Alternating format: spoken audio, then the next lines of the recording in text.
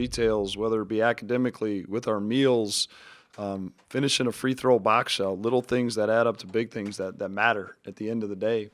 And we weren't checking those boxes. And Tuesday's practice, some of the guys said, is probably the hardest practice that we've had all year. And it's cautious as a coach that you do it, especially this time of year. You worry about their legs. At the same time, if we're not going to do the right things and learn how to do the right things, we're not going to be able to take care of business. And so I didn't know what to expect this evening, but extremely, extremely pleased. I thought, Grant touched on it, the energy, Bowden Scumberg's grit, his intensity, his edge that he played with defensively. I think Frankie Fiddler's a very talented young man, one of the better players offensively in the league, and Bowden set a tone and just kind of steamrolled from there. We took them out of some things. Yeah, the second half, I know you look at 41 points and, they beat us in the second half. Again, I don't want to make excuses, but I also got perspective. It's hard for our guys to maintain. What we do need to make sure is that we reset and have that same edge on Saturday afternoon. We're shorthanded with just 8 guys to have this kind of performance. I'm impressed with that. Yeah, it was big too, because I think it helped us get some other guys off the floor and move some guys around in the rotations. We still got some guys that are banged up, and you need to be careful this time of year of managing minutes. At the same sense, the number one priority is winning games. Was that the most complete offensive or defensive half you've had? You shot it well, defended. Yeah, you're not going to get any arguments. Off the top of my head, I can't think of anything, that, reflects that, right? I thought, UND second half was pretty good. I don't remember how exactly we were offensively. At UND, just probably our most complete game. But the way we were locked in on both ends of the floor for the first 20 was really, really good, something to build on. Does Lance have a chance for Saturday? Lance is out for the weekend. Yep. 90 last Saturday, followed up today, holding him under 60. Just what was kind of the difference defensively from the two guys? Yeah, we made some tweaks as a staff to make sure there was some better understanding of what we're trying to do. But the credit goes to our guys, right? They took a game plan, they executed it, they were locked in, it mattered, and it has to matter and it has to build. We dominated the glass. Anytime you want to be a good defensive team, you got to be able to finish possessions, and we did that for the most part. Encouraging, but we're a long way from where we want to be this time of year. You're all about getting stops, but you got to love 18 assists tonight. I absolutely love it, Ross, and I think there's a mistake about Dave Richmond too. Like, I love offense. I love putting the ball in the hole. Make no mistake about it, and especially when you're sharing it and doing it the way we were. But I also know what wins basketball games this time of year and as we move forward into March. Is just a pure scorer? Is that just what his game is? I know he rocketed some of those shots at the rim today. Don't put those thoughts into his head, Dom. Why don't you just stay in your lane? Javis is just a really good basketball player, and I say this as a complete compliment. He does a bunch of things well, and he understands the game. For a freshman, he's got tremendous feel. He has shot it better lately. He's running backup point now in some situations. So it's a talented young man, and again, I think the perspective, some of my frustrations, my Macy, who cuts my hair, she calls it chrome. It's not gray. But it's you love these freshmen, but they challenge you, they frustrate you. First half, to do it as balanced, I think you had 5 guys with at least 7 points in the first half, and it wasn't just one guy kind of carrying the load. How important was that type of start? No, it's not something, Eric, we go into into our game plan and necessarily talk about. But again, there's NBA scouts here today. You got a young man getting all kinds of NBA attention, yet he continues to make the right play. And he draws double teams, and he finds his guys. And, not only did he score 19, not only did he have, 13 rebounds, but he had 5 assists. He led us in assists. And that's a big piece of it. I think when you're playing a good brand of basketball, when you have an assist on over half of your field goals, you're sharing it. You're making the right play.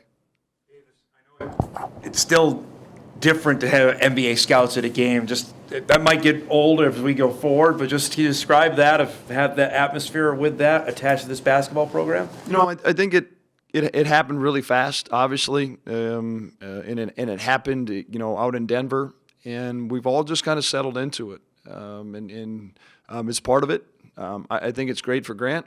I think it's great for our program, right? That's the quality of players that we expect to play. Is Grant an NBA player? I don't know. That's for other people to make the decisions. But people notice, and there's a development process in our program that I at the top are extremely proud of. And again, like I would have concerns, but Grant's 8 for 12. Grant had 5 assists today. Like that's the piece that tells me he's locked in. Every scout, every agent that him and I have talked to, they talk about, staying in the moment, winning games. Hey, right? I mean, like it's no secret what the same thing these NBA people are trying to do is the same thing that we're trying to do, and that's win games. Yes, Grant brought it up, just the confidence led to kind of just that start. How do you keep that consistent with such a young team?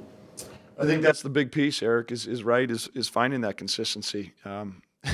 If I had an answer, we wouldn't have won 5 in a row and then dropped 4 out of 5. But I do think this was a big game, and I mentioned it maybe on air, Dom, but like I felt like when we played Oral Roberts in that second half and then the Kansas City game, we got punched in the gut a little bit, and we were able to respond in the second half against UND. But I think some things, there are just some lingering effects where we needed a game like this to get back to some swag. And I'm hoping, I'm thinking, like I said, I'm hoping that we can use this, maximize it to be a springboard and finish this down the stretch. Were you able to kind of fine tune what you guys look like offensively with Damari off the floor? I noticed, 23 minutes tonight, a lot of Javis at the 1. Luke's in a boot. He's not available, and things were maybe a little clunky at USD when Damari went out. If you found a way to kind of, I don't know, fix is the right word, but just make that work a little better? Yeah, I mean, Matt Ince will tell you it's when you're starting quarterbacks out there, it's a lot more comfortable as a head coach. I think this was a game where we had some opportunities to get Damari off the floor. But there's just a comfort level. We're organized. We get into spots when he's on the floor, and it's part of Javis's maturation process. That he doesn't. At times he's going to swinging for the fences in baseball terms, and he just needs to hit singles. And I thought, he did a better job of that. He only had 2 turnovers tonight and played a lot of minutes, 35 minutes. Encouraging. But again, going back to Eric's question, we got to continue to find consistency. A big part of that consistency will be, hopefully a healthy Damari and playing a good portion of those minutes at the 1 for us.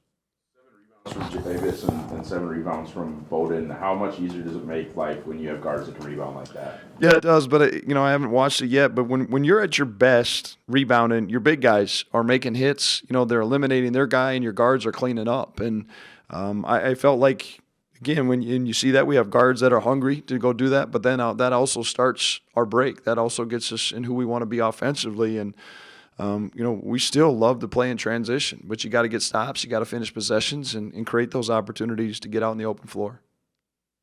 Grant touched on it a little bit, but just what was it like to see Ryan get on the board? Yeah, it was really cool. I don't know, Todd watched a little bit of it, but like Tuesday's practice now, it was a doozy, right? And Ryan finished everything, struggled through it all, fought through it all, and he earned that 1 point today. He really did, and really proud of Ryan, for he just has been thrown into this thing. He enjoys it. He's endeared by his teammates and staff, and pretty cool, pretty special for him to get that first point. Thank you, guys. Grant, describe the offensive start you guys got after. I think you had 16 of the first 21 shots. What kind of got it rolling offensively, you think, as a whole there in that first half?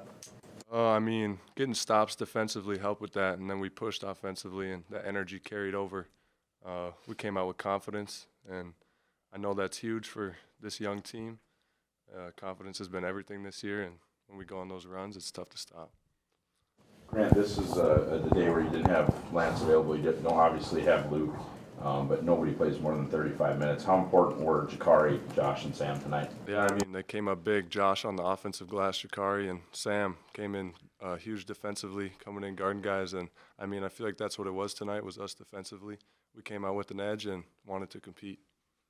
Just a dominant first half. Defensively, do you think you guys were just really locked in, or were they missing some open shots and started hitting them in the second half maybe a little bit? Defensively, we were really locked in. That was a big emphasis all week, was our defensive side of the ball. We figured that if we want to keep moving forward and keep having success as we move on, we got to lock in on the defensive end. So So it was a big emphasis this week, and I think we carried over pretty well. Grant, I heard Dave say that Tuesday was the hardest practice of the year. You describe that and what you got out of that for tonight. I mean, a lot of running, but I mean, it carried over. We're more locked in. We came in more locked in, and I feel, I mean, I don't love those, but sometimes they're needed. Coach said that it seemed like the Oral Roberts Kansas City weekend took a little of the air out of your sails. You guys agree with that? That it took a little while to get back after those two games? I think it did. I think it took a knock to a little bit of our swagger there for a little bit, but I think we're definitely starting to find it again. We realized that we made a little bit of mistakes, but we were also still on a run, and we had some things figured out. We just needed to fix a few little things, so I think we'll be just fine. 71% from two, from inside the arc. What was the matchup there? Why were you so successful at getting to the rim? Whether it was you, Morgs, or you, Grant, or whomever. I think it was overall just confidence, and we kept wanting to attack the rim. That was a big thing. We wanted to go at the rim, go right at them, and we all had good feel on our shots, and they were all good shots. Is what the big reason probably why that percentage was so high. Comment on seeing Ronnie get his first points as well. I mean, it's amazing. I know everyone in North Dakota loves that, and it's just great to see a kid come out here, put in work every day, and it's carrying over on the court. Let's talk about playing with confidence is important. How do you bottle that? How do you make that a consistent thing? I mean, it starts with energy. I know we come in, if we're getting stops defensively, we got lots of energy. It usually carries over offensively. And, I mean, that swag comes when one of us hits a shot, we get a stop, and we start rolling.